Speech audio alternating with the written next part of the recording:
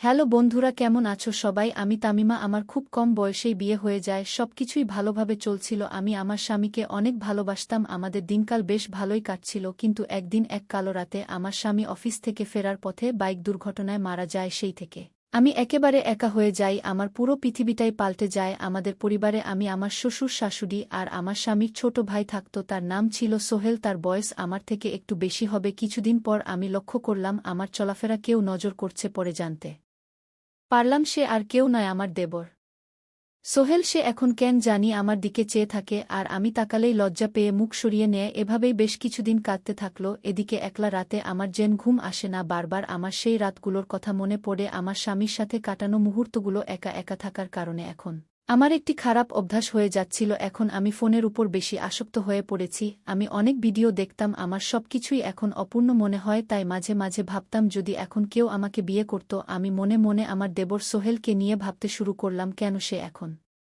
আমার দিকে চেয়ে থাকে আর কেন আমি তার দিকে তাকালে সে লজ্জা পায়। আমি ঠিক করলাম তাকে একটু বাজিয়ে দেখি, তার মনে কি আমার জন্য কোনো ভালোবাসা আছে নাকি অন্য কিছু। আমি ইচ্ছা করেই আমার দেবরের কাছাকাছি থাকতে শুরু করলাম। আমি তার সাথে অনেক গল্প করতাম, সেও এখন আমার সাথে অনেক সময় কাটায় আর তার লজ্জা অনেকটাই কমে গেছে। এখন সে আমার সাথে সময় কাটাতে আগ্রহী। আমি লক্ষ্য করতাম সে মাঝে মাঝে আমার দিকে তাকিয়ে থাকে আর হাসে। একদিন আমি তাকে নিয়ে বাইরে ঘুরতে গেলাম, আমরা অনেক মজা করছিলাম। হঠাৎ আমার স্বামীর কথা মনে পড়ে যায় এবং আমার মন খারাপ দেখে সে বলল, কি হয়েছে ভাবি, মন খারাপ করলে কেন? আমি তাকে কিছু বললাম না। পরে সে নিজেই বলল, ভাইয়ার কথা মনে হয়েছে বুঝি? আমি বললাম হ্যাঁ। সে আমার হাতটি ধরে বলল, ভাবি আমি একটা কথা তোমাকে বলতে চাই, তুমি যদি রাগ না করো তাহলে আমি বলবো। আমি বললাম হ্যাঁ বলো। সে বলল, আমি তোমাকে অনেক ভালোবাসি, আমি তোমার এই কষ্ট থেকে মুক্তি দিতে চাই, আমি তোমার এই কষ্ট দেখতে পারি না, আমার খুব কষ্ট হয়। তার মুখ থেকে এসব শুনে আমি অবাক হয়ে যাই। আমি কিছু বললাম না, চুপ করে থাকলাম আর মনে মনে ভাবতে লাগলাম সে কি আমাকে সত্যিই ভালোবাসে নাকি ভালোবাসার নামে ধোঁকা দেবে। কারণ আমি এখন তাকে মনে মনে ভালোবাসি, কিন্তু তাকে তা বুঝতে দেইনি। সে বলল, ভাবি চুপ করে আছো কেন, কিছু তো বলো। আমিও তাকে বললাম, আমাকে একটু সময় দেও, তারপর আমি তোমাকে জানাবো। এই বলে আমরা বাসায় চলে আসলাম। আমি দেখলাম সোহেলের অনেক টেনশনে আছে, আমার সাথেও এখন সে ভালোভাবে কথা বলতেছে না। আমি বুঝতে পারলাম সে মনে হয় আমাকে সত্যি সত্যি ভালোবাসে। একদিন বাসায় কেউ ছিল না, শুধু আমি আর সোহেল ছিলাম। সবাই বাইরে এক অনুষ্ঠানে গিয়েছিল। আমি ভাবলাম আজকে সুযোগ কিছু একটা করার এবং আমার মনের কথাটা তাকে বলার। আমি আমার রুমে সোহেলকে ডেকে নিয়ে আসলাম, বললাম আমার মাথায় অনেক ব্যথা করছে, তুমি কি আমার মাথায় একটু তেল দিতে পারবে? আমার কথা শুনে সে অবাক হয়ে গেল আর তেল নিয়ে আসলো। আমি তার কোলে মাথা রাখতেই সে যেন কেমন করে উঠল। ভাবলাম মাথাটা হয়তো ঠিক জায়গা রাখিনি। সে তেল দিতে শুরু করল আর আমি তাকে বললাম, আমি যদি রাজি হয়ে যাই এই সম্পর্কটা কি সবাই মেনে নেবে? সে বল, ভাবি তুমি এসব নিয়ে টেনশন করো না, যদি না মেনে নেয় তাহলে আমরা বিয়ে করব। আমি বললাম, তুমি কি সত্যিই পারবে? সে বল, একবার রাজি হয়েই তো দেখো আমি আর কি কি পারি। তার কথা শুনে আমি একটু লজ্জা পেলাম, ভাবলাম তাহলে আমার সব অপূর্ণ চাওয়াগুলো আমি তার কাছ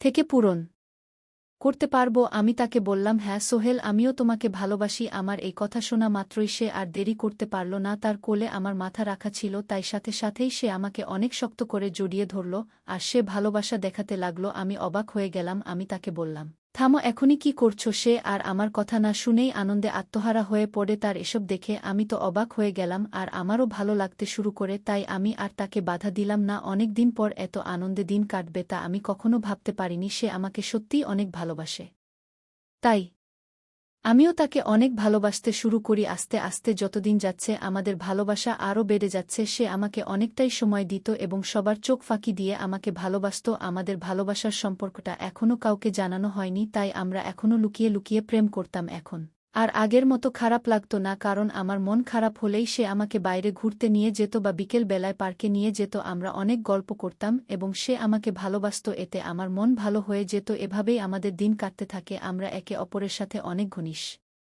সময় কাটাচ্ছিলাম। একদিন আমি তাকে বললাম, এভাবে লুকিয়ে লুকিয়ে আর কতদিন আমাকে ভালোবাসবে? এবার ঘরের বউ করে নিলে তো হয়। আমার কথা শুনে সে অনেক খুশি হয়ে যায়, তখনই বল, চলো এখনই বিয়ে করে আসি। আমার কোনো সমস্যা নেই, কারণ এখন তো আমি একটা ছোট জব করি, আমাদের দুজনের দিন কেটে যাবে। তার কয়েকদিন পর আমরা কাউকে না জানিয়ে বিয়ে করে ফেলি। পরে সে বাড়িতে জানা, সবাই এই খবর শুনে অবাক হয়ে যায়। আমার শ্বশুর খুব ভালো মনের মানুষ ছিলেন, তিনি আমার কথা অনেক ভাবতেন, কারণ তার বড় ছেলে মারা যাওয়ার পর থেকেই তিনি আমাকে নিয়ে খুব টেনশনে থাকতেন। আমি তার ছোট ছেলেকে বিয়ে করার কারণে তিনি রাগ করেননি, বরং খুশি হয়েছিলেন। আমাদের সম্পর্কটা বাসার সবাই মেনে নেয়। আমি এখনও ভাবতে পারিনি যে সবাই এই সম্পর্কটা এত দ্রুত মেনে নেবে। আমি তো মনে মনে ভেবেছিলাম যে আমাদের হয়তো বাসা থেকে চলে যেতে হবে। যাক, এসব কিছুই হয়নি, ভালোই হয়েছে। তারপর থেকে আমি আর সোহেল সুখের সংসার শুরু করি। আমি তার অনেক যত্ন নিতাম আর সে আমার অনেক খেয়াল রাখত এবং ভালোবাসা দিত। এটা আমার খুব ভালো লাগত। এভাবেই আমাদের দিনগুলো কাটতে থাকে। গল্পটা কেমন লাগলো জানাতে ভুলো না। তোমাদের সাথেও কি এমন কোন ঘটনা